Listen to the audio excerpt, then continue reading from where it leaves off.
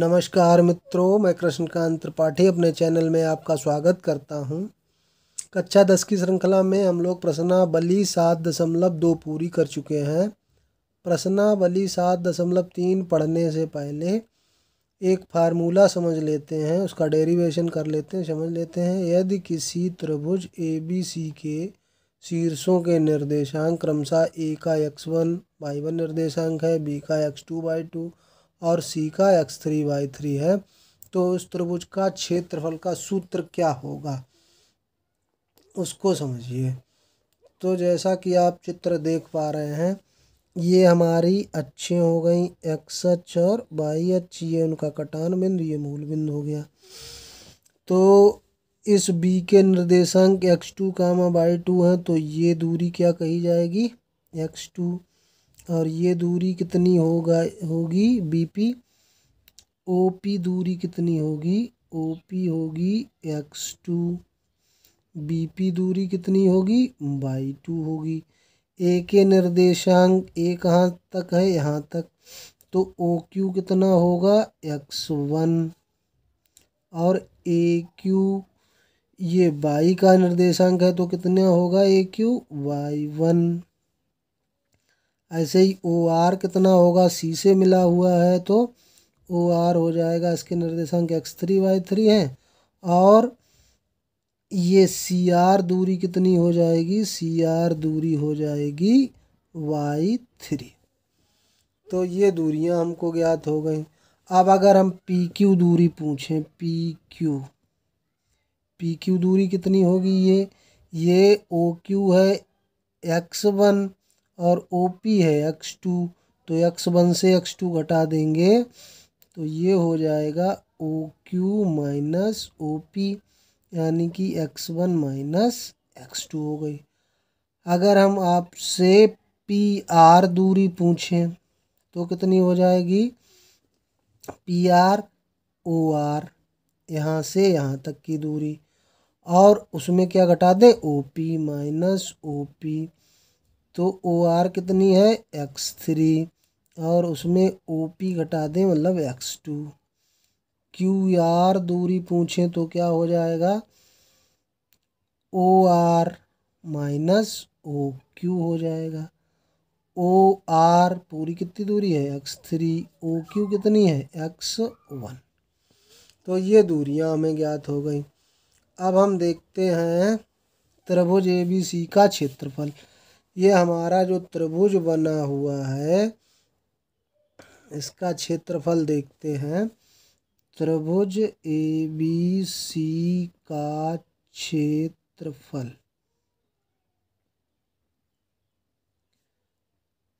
तो हमें यहाँ तक की दूरियां लेनी है, तो देखते हैं। तो ये और ऐसा, ये एक चतुर्भुज बन गया।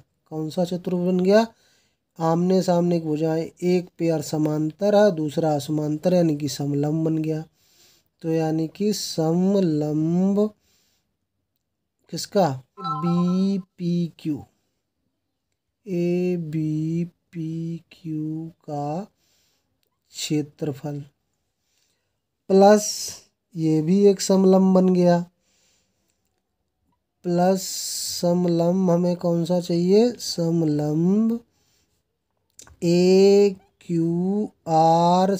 का क्षेत्रफल। अब हमें तो केवल इस आकृति का चाहिए, तो ये फालतू में आ गया, ये तो ये भी एक समलंब है, इसमें से घटा दें समलंब BPRC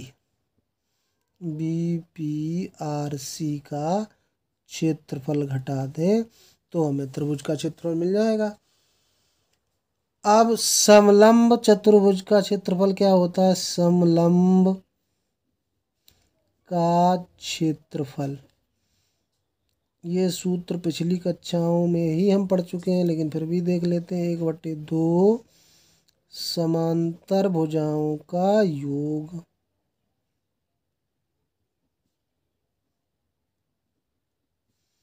गुणे उनके बीच की दूरी, जो समांतर भुजाएं हैं उनके बीच की दूरी कितनी, ये सूत्र लगाना है। तो त्रिभुज ए बी सी का क्षेत्रफल क्या हो जाएगा? समलंब A B P Q, A B P Q, इसमें समांतर भुजाएं कौन सी हैं? बी पी और ए क्यू। तो इनको जोड़ दें और बीच की दूरी कितनी है? P Q. तो गुणा पी क्यू प्लस समलंब A Q R C, A Q R C समांतर भुजा ए क्यू और R C, A Q plus R C, बीच की दूरी कितनी है? क्यू आर, माइनस 1/2 समलंब B P R C, B P R C का क्षेत्रफल समांतर भुजाएं B P plus R C, बीच की दूरी कितनी है? P R. ये हो गया। अब इनका मान रख देते हैं। 1/2 बी पी, बी पी दूरी हमारी कितनी है? बाई 2 के बराबर। ए क्यू दूरी कितनी है हमारी? बाई 1 के बराबर। और पी क्यू दूरी जो हमने निकाली है वो है x1 minus x2 plus 1/2 A Q y1 plus R C y3, Q R दूरी x3 माइनस x1 के बराबर, माइनस 1/2 बीपी, बीपी दूरी हमारी कितनी है? बीपी दूरी है बाई 2, तो बाई 2 लिख देते हैं। फिर आर सी दूरी बाई 3 और पी आर दूरी कितनी है? पी आर दूरी है हमारी x3 माइनस x2। ये हो गया हमारा। अब देखो 1/2 सब में ही है, 1/2 ले लिया, फिर हमने लिख दिया x1। अब x1 का गुणा बाई 2 प्लस बाई 1 में होगा तो बाई 2 प्लस y1, और x1 कहाँ है? ये है। ये कैसा है? माइनस का x1, तो ये माइनस के हो जाएंगे, minus y1 minus by 3 plus फिर हमने x2 कॉमन ले लिया। x2 ये माइनस का है तो इसमें माइनस चिन्ह से गुणा कर देते हैं, बाई 2 माइनस बाई 1। फिर x2 यहाँ भी माइनस का, लेकिन ये माइनस चिन्ह लगा हुआ तो प्लस हो जाएगा, तो प्लस क्या होगा? By 2 plus y3। आगे x3 लिख देते हैं। x3 कॉमन लेंगे तो कहाँ पे है? यहाँ पे। इसमें बाई 1 प्लस बाई 3 इसके गुणांक हैं, और यहाँ पे x3 है, इसमें माइनस के गुणांक हैं कौन से? बाई 2 और माइनस बाई 3। तो अब इसमें देखते हैं बाई 1 प्लस माइनस का, इसमें बाई 2 इसमें बाई 3 कैंसिल हो गया। तो हमें क्या सूत्र मिल गया? 1/2 x1 by 2 minus y3 plus x2 y3 minus y1 plus x3 y1 minus y2। ये हमें सूत्र मिल गया। सूत्र याद करने का तरीका 1 2 3 चक्री क्रम में याद रखिए। एक्स के निर्देशांक बाहर होंगे और वाई के निर्देशांक माइनस में होंगे, केवल चक्री क्रम में। जैसे x1 आया तो 1 2 3 बाई 2 माइनस बाई 3, x2 2 के बाद कितना आता? 3 बाई 3, 3 के बाद फिर 1 पे पहुंच जाएंगे, x3 3 के बाद फिर 1 फिर 2। तो ये हो गया हमारा त्रिभुज का क्षेत्रफल। अब 3 बिंदु संरेख होंगे,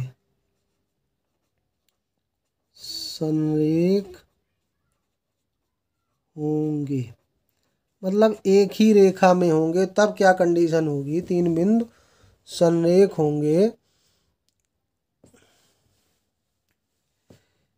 यहाँ पे बिंदु लिख देना, 3 बिंदु संरेख होंगे। अब अगर यही x1 y1 x2 y2 x3 y3 ले लिए जाएं, तो अगर ये संरेख होंगे तो इनसे कोई भी त्रिभुज नहीं बनेगा, मतलब एक रेखा, मतलब इनके द्वारा घिरा क्षेत्रफल क्या होगा 0। तो कंडीशन हो जाएगी x1/2 माइनस y3 जो त्रिभुज का क्षेत्रफल वाला सूत्र है y3 minus y1 plus x3 y1 minus y2। ये मान कितना होना चाहिए, अगर 0 होता है तो हमारे तीन बिंदु जो x1/1 x2/2 हैं वो संरेख होंगे। वीडियो अगर आपको पसंद आया हो तो लाइक कर दीजिए, चैनल को सब्सक्राइब नहीं किया है तो सब्सक्राइब कर लीजिए। धन्यवाद।